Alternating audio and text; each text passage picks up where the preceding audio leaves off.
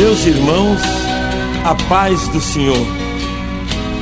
Pois é, eu tenho cara de baiano, nome de alemão e nasci em Niterói. Meu nome é Manfred Santana. Hoje eu não estou aqui como Dedé Santana dos Trapalhões. Hoje eu estou aqui como o irmão Manfred Santana. E também, como vocês, tive a felicidade, a sorte de aceitar Jesus. Meus irmãos, será que passa pela cabeça de vocês que uma pessoa com fama, dinheiro, carrões, fazendo todo mundo rir, possa ser uma pessoa triste, vazia, sem alegria de viver? Pois eu era assim, meus irmãos. Eu tinha tudo, mas me sentia sempre triste, vazio. Alguma vez eu perguntava para um amigo: o que eu devo fazer para deixar de ser triste, vazio? Eles não acreditavam, outros mandavam eu ir para cartomante. Eu fui para cartomante, eu estive no kardecismo e finalmente me mandaram ir para uma macumba, um terreiro de macumba. Chegando lá, eles derramaram pipoca, mataram galinha preta, derramavam aquele sangue todo em cima de mim, jogavam cachaça, farofa, e eu saía de lá do mesmo jeito que eu entrei. E nada dava certo. Um dia, voltando de um show ali em São Luís do Maranhão, os Trapalhões, todos nós tínhamos feito um show de manhã às 10 horas, um à tarde e um à noite. Nós tínhamos que pegar um avião que passava mais ou menos às 11h45, mas nós chegamos atrasados, perdemos o avião. Aí o nosso empresário, o Elcio e o Geraldo, eles disseram assim: olha, tem um avião que passa às 4 da manhã, vocês querem ir para o hotel ou vão esperar esse avião? Nós resolvemos esperar esse avião. E o avião chegou às 4 da manhã. E eu andava reprimido, triste, muitas coisas tinham me acontecido. Eu era o mais mal-humorado da turma. Eu não tenho vergonha de dizer a vocês que eu pensei até em me matar, mas eu não tinha coragem. Eu andava tão triste, tão revoltado, que eu andava nos lugares mais perigosos do Rio de Janeiro. Passava no meio dos bandidos, ali pela Lapa, e quando eu pensava que alguém ia me assaltar ou dar um tiro, eles diziam assim: meu irmão, o que há você por aqui, Dedé? Olha, minha família gosta muito de você, meu irmão. Aquele carro é seu? Pode deixar aberto que não vai acontecer nada. E nada me acontecia. Até esse dia que nós perdemos o avião. Eu era o último a entrar no avião. O Didi foi na frente, ele sentou num banco lá atrás, onde a gente costumava ficar. O Mussu abriu 3 bancos e deitou. E quando eu olhei para a esquerda, perto da porta de emergência, tinha uma senhorita sentada. Mas isso não era nada, ela tinha uma luz em volta da cabeça. Parecia uma luz de neon, como aquelas brincadeiras dos americanos. E eu olhava, e quanto mais eu chegava perto dela, mais eu via aquela luz. Aí eu achei que podia ser uma luz do avião. Olhei e a luz de leitura do avião estava apagada. E aquilo me impressionou muito, eu queria desviar o olhar e não conseguia. Quando eu cheguei perto dela, eu não conseguia passar. Parecia que tinha um vidro na minha frente. Aí eu olhei para ela e perguntei: senhorita, posso me sentar ao seu lado? Claro, Dedé. Eu estava te esperando. Me esperando? Esperando por quê? Sim, eu estava te esperando. Eu tenho um recado de Jesus para você. Um recado de Jesus para mim? A senhorita deve estar enganada. O meu voo era 11h45, eu não vinha nesse avião. Eu também não. O meu voo era 8h45. Naquela hora eu fiquei em dúvida, não sabia o que fazia, se eu ia para frente, se eu voltava. Eu acabei sentando ali perto dela. Aí, com aquela curiosidade, eu perguntei: o que é que Jesus manda me dizer? Dedé, Jesus disse que te ama muito, e que você esqueceu dele. É verdade. Aquilo era verdade. Eu faço 2 filmes por ano. Trabalho 6 meses, mais 6 meses, 3 vezes por semana na televisão. E não tinha tempo para pensar em nada. Eu só pensava em quê? Em mulheres, amantes, amigos, farras, viagem para o exterior. Mas não me lembrava de Jesus. Naquele momento, eu comecei a sentir que aquele vazio dentro de mim era a ausência de Jesus na minha vida. ela me deu um cartão. O nome dela é Suzy Romero. Ela é uma missionária lá de Taubaté. Naquele cartão tinha o nome de um pastor da Assembleia de Deus lá de Taubaté, Roberto Moreira. Eu não levei aquilo muito a sério e continuei a minha vida, trabalhando, fazendo as mesmas coisas, os mesmos desesperos, as mesmas tristezas, o mesmo vazio dentro de mim, até que um dia eu fiquei doente. Fui parar no hospital Procardíaco do Rio de Janeiro. Eu estava muito mal, eu sabia que eu estava mal. Porque meu filho, ele tem mais ou menos 1,84 m, ele é 7º lugar de asa delta no Rio de Janeiro, ele não saía do meu lado. E quando ele não sai do meu lado, eu sei que alguma coisa ruim está para me acontecer. E eu vi os médicos cochichando e falando, e meu filho preocupado, e os exames seguiam. Tiravam meu sangue, me examinavam, tiravam chapas. 2 ou 3 dias depois, o médico voltou a falar comigo. Dedé, tem pessoas aí embaixo que fazem questão de te fazer uma visita. Mas você sabe como é que é um hospital. As visitas, principalmente para você, estão proibidas. Mas, doutor, algum colega de televisão? Não, eles disseram que são pastores de Taubaté. Quando ele falou isso, tudo voltou na minha cabeça. A Suzy, o avião. Aí eu disse: doutor, eu assumo toda a responsabilidade. Por favor, deixe eles entrarem. Bom, você quem sabe, hein? Enquanto o doutor ia lá para atendê-los, eu nunca tinha recebido a visita de um pastor, eu não sabia o que ele podia dizer para mim. Então eu disse ao meu filho: filho, eu vou pedir um grande favor para você. Eu vou pedir que você saia um pouco.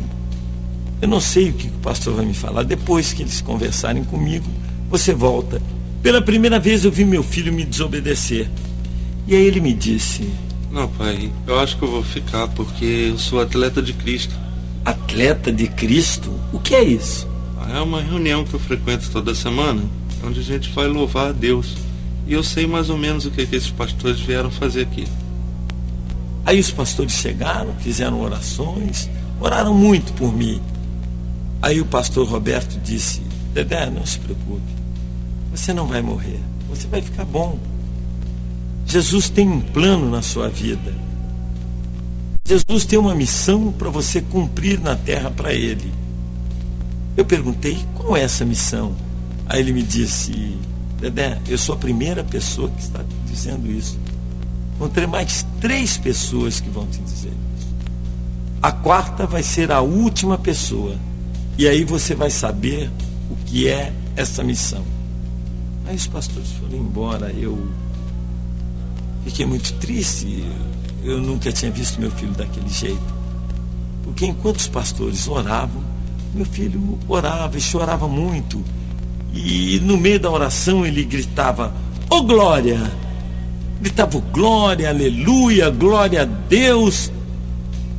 E aí eu fiquei olhando, observando e perguntei: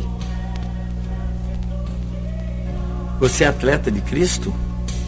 Por que é que você nunca me disse nada? E ele me respondeu: não, meu pai, eu não disse nada.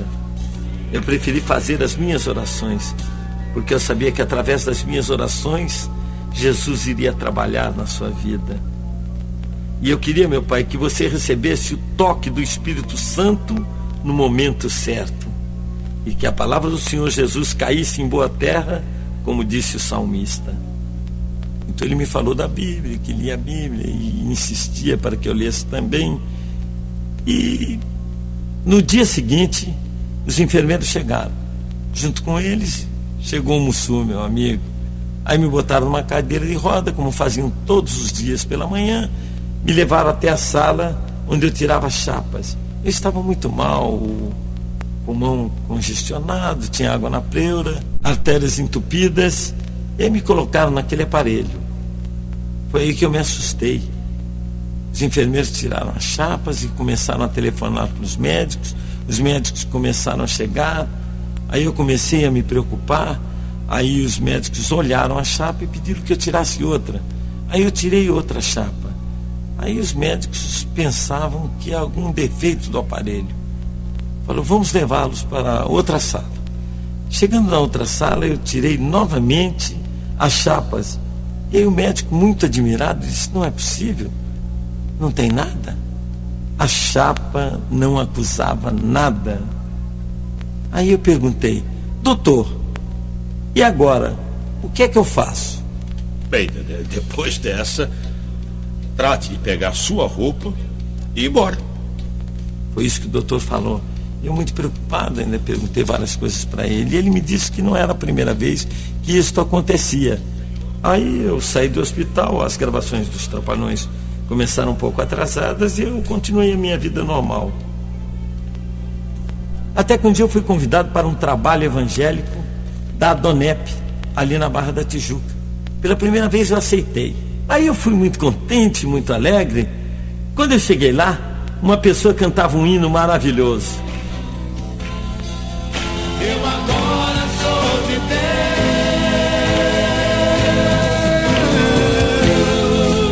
Eu agora sou de Deus. Vivo só pra Deus. Vivo só pra Deus.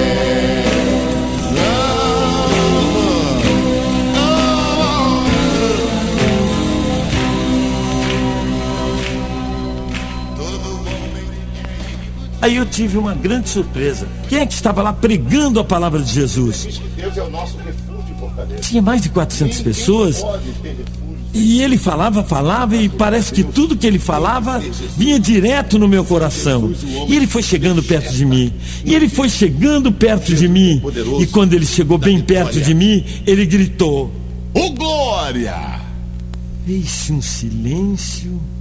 Eu olhei para um lado, olhei para o outro, e muito envergonhado, eu disse baixinho, ô glória! E ele disse, Ouvi o teu ô glória, Dedé. Não te envergonhes de dar glórias a Jesus. O homem que não dá glória a Deus não tem valor. Olha, Dedé Santana, você é poderoso, é famoso, é da Rede Globo, viaja o mundo, o Brasil todo. Mas eu te digo esta noite, nesse jantar, você sem Deus é um saco de lixo furado. Em outra época eu teria brigado com ele. Sabe quem era esse homem que pregava a palavra de Jesus? Matos Nascimento. Um homem que eu conheci como o maluco dos Paralamas do Sucesso. E ele falava comigo com tanta firmeza, que naquele instante eu resolvi aceitar Jesus. Do meu lado tinha uma senhora e eu disse, esse rapaz é abençoado. Através dele eu aceitei Jesus. E ela me disse, muito obrigado. Eu digo, obrigado por quê? Eu sou a esposa dele. Aí eu gritei de verdade, ô glória! E fiquei muito feliz. Eu vi que encontrar Jesus não era tão complicado assim. Não precisava matar galinha, derramar cachaça, tomar banho de pipoca. Desde aquele dia eu senti que eu não podia mais viver sem Jesus. Agora pense bem, meus irmãos. Eu que trabalhei para tanta gente, eu trabalhei para tantas crianças, eu que conheci tantos países diferentes, cheguei até mesmo a me sentir importante. Fiz muitas campanhas, eu fiz campanhas do deficiente físico pela Unicef, eu fiz do menor carente, doação de órgãos, empregos para os deficientes físicos. E hoje eu vi que eu não sou nada, que eu não sou importante. Importante sim, é Jesus na nossa vida. Nós podemos conhecer o mundo inteiro, podemos ter tantas coisas materiais, mas se não tivermos Jesus como nosso Senhor e Salvador, estaremos no vazio, estaremos no nada. Nesse momento eu vejo que Jesus pagou um preço muito alto para que a gente pudesse estar aqui hoje, falando, brincando um com o outro. Glórias ao Senhor. Eu agradeço por estar coberto pelo sangue de Jesus e sei que tenho muito que aprender. Estou apenas iniciando e peço a todos os meus irmãos em Cristo que façam orações para que eu possa levar a palavra de Jesus para todo o Brasil, principalmente no meu meio de televisão, que é um meio muito difícil. Meus irmãos, Quando eu falo com vocês, eu fico pensando, eu conversando com o pastor Custódio, eu perguntei, pastor, quando a gente morrer, o que acontece? Ele disse, Dedé, quando a gente morre, todas as pessoas que aceitam Jesus Cristo vão estar ao lado do Pai Eterno. E eu fico imaginando, no dia do juízo final, eu estarei ao lado do Pai Eterno. E vocês que aceitaram Jesus vão estar todos lá, ao meu lado, num lugar muito verde, muito lindo, cheio de águas cristalinas. E hoje eu posso dizer com toda certeza, Jesus te ama. E eu não tenho mais medo de nada.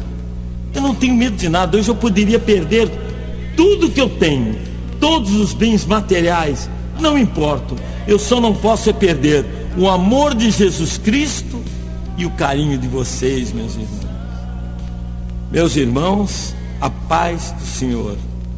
Meus amigos, abra o seu coração agora mesmo para Jesus entrar. E eu garanto que você vai ter uma vida de felicidade verdadeira. Eu não quero guardar essa felicidade de ter Jesus no coração sozinho. Deus me abençoou. E eu quero dividir essa felicidade com vocês. Amém.